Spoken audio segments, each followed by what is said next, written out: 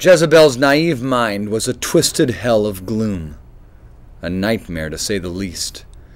Cannibal fairies and wicked witches usually took the place of princesses and daisies, but she wasn't even aware of it. What possesses such a little one to make such a creature as heinously criminal as this? One can't imagine. But she was so lonely. This imaginary friend had only a jagged grin on an ivory face, a smile furled at the corners like dying rosebuds.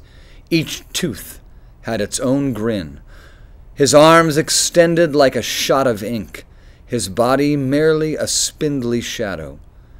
Needle-like fingers jutted from his palm, his back hunched. Jezebel sat next to him, her big eyes blank and tired. "Hello again, miss." The creature breathed silkily, flicking a long black tongue over its maw. "How are you this marvelous evening?" Jezebel looked up at him. "Lovely? Then why aren't you smiling?" The creature's grin twisted, his lips scrunching into a snarl. He tapped his cold, sharp fingers to her chin. "Lovely girls smile, you know." Jezebel shook herself. He was right. But for some reason she couldn't bring herself to muster rosy cheeks. She shook her head. "Fine. Tonight's the night. What have you brought me?" The creature slid close to her, enough for his hot breath to singe her neck. Jezebel froze. She'd forgotten.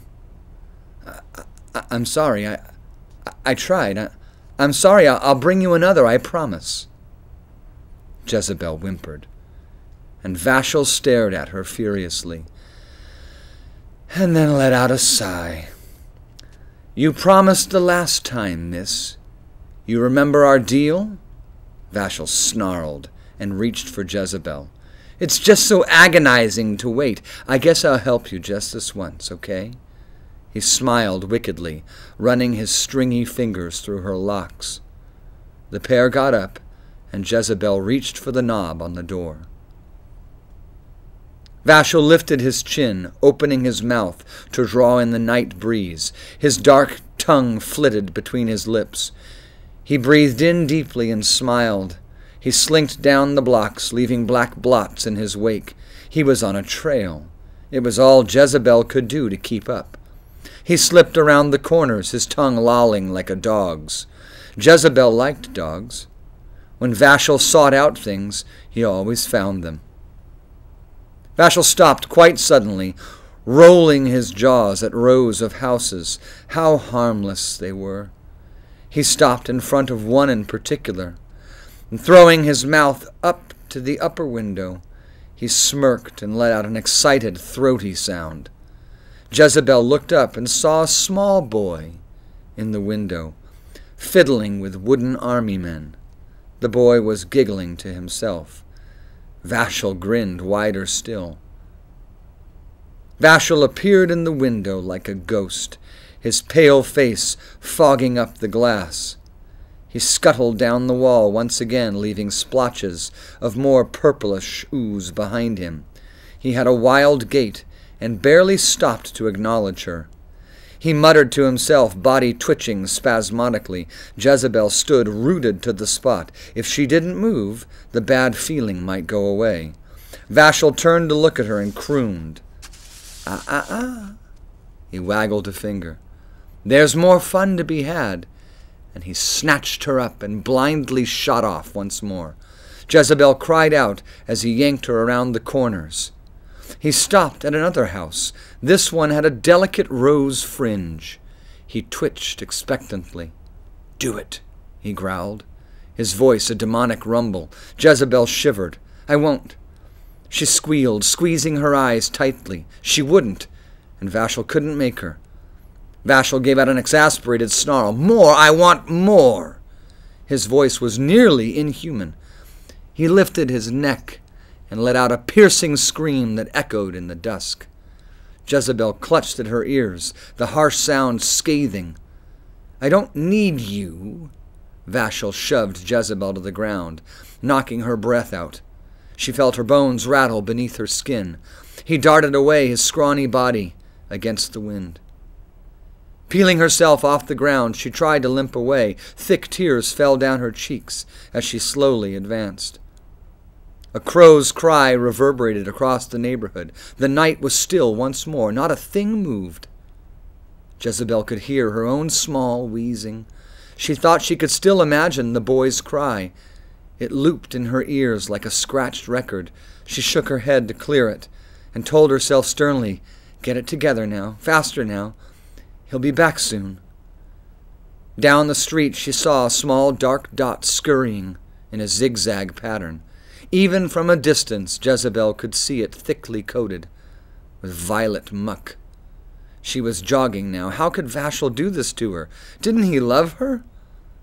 Vashel caught up to her petite legs with ease. "There's no more," he garbled, sticky purple ooze dribbling down his mouth. A droplet fell onto Jezebel's skin. It burned a little. "Vashel, what have you done?" she sobbed. "What have you done?" Vashel bared his splintery teeth at her. "There's no more." Vashel turned his blank face to Jezebel, his voice trailing off, and then he smiled, the most terrifying smile she'd ever seen. Her teeth chattered. You wouldn't," she muttered, her gaze dropped. "You couldn't. I thought you were my friend." Vashel turned his face to the moon, teeth bared in a snarl. The snarl slowly warped into something even grimmer. She took an unsteady step towards him. His fingers dragged in the ooze, and he reached up and stroked her cheek. "I'm so lonely." He grabbed Jezebel, clutching her to his chest, and soundlessly wove up the house's siding. The boy in the window turned for a moment and walked around the room, humming cheekily to himself. Vashel paused at the sill, creaked it open. He pushed Jezebel silently inside and slipped in afterwards. The boy had his back to them.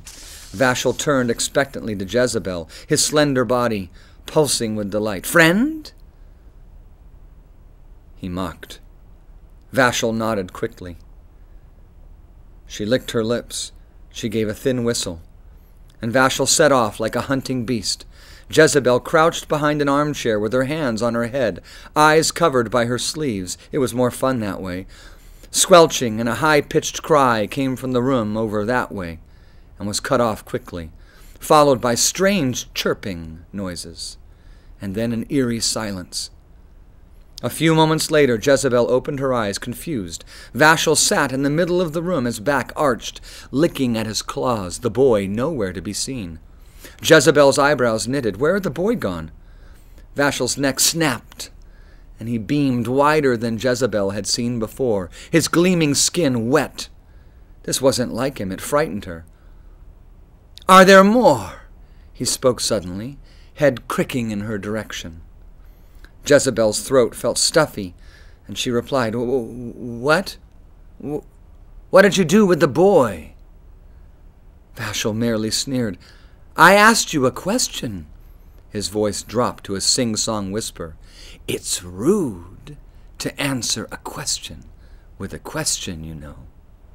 Jezebel backed up farther into the corner. I don't know," she murmured. Vashel chuckled at her, rising stiffly from the floor. Before she realized it, he had Jezebel in his grasp and was hauling her down the side of the house. The moon glowered frostily above, the winds hushed. The pair crouched in the grass, Vashel turning around in excitement, his glossy flesh blended with the night. "There's more," he sang. "I can smell them." Jezebel's heart murmured in her chest. It hurt, and she felt quite sick. "Why won't you tell me what she did?" she choked. "What did you do to the boy?" Vashel tilted his head at her. "Don't you remember our deal?" Jezebel hazily remembered Vashel asking for friends because he was lonely. That was so long ago. Vashel had promised he'd always treat them like the most precious guests, and he did. He'd always leave the house with candies, she thought. Her eyes widened in dismay. "No, you told me you'd be friendly, that you'd give them sweets and play games." Tears welled in her eyes. Vashel ignored her and lifted his jaw to the stars. He tasted the air, clicking his skinny fingers together. He seemed to catch another scent on the breeze, and set off down the street, Jezebel almost tripping in her flurry to follow him. Vashel whisked past house after house on all fours, his spidery legs a blur. Jezebel dropped a little behind, her throat beating in rhythm with her heart. She could taste fear, like bitter, bitter blood. Almost at once, Vashel skidded to a halt, and he frowned at her. "Do it," he pleaded. "Do it, please, lovely." He growled when he saw her hesitance, and sick, Jezebel let out a weak whistle, and Vashel set off again, scrambling up the wall. He slithered between the cracked window with inglorious haste. "Am I a bad person?" Jezebel wondered, as she heard the high shriek cut off abruptly. "I'm sorry," she said to the silence. It gave her no answer.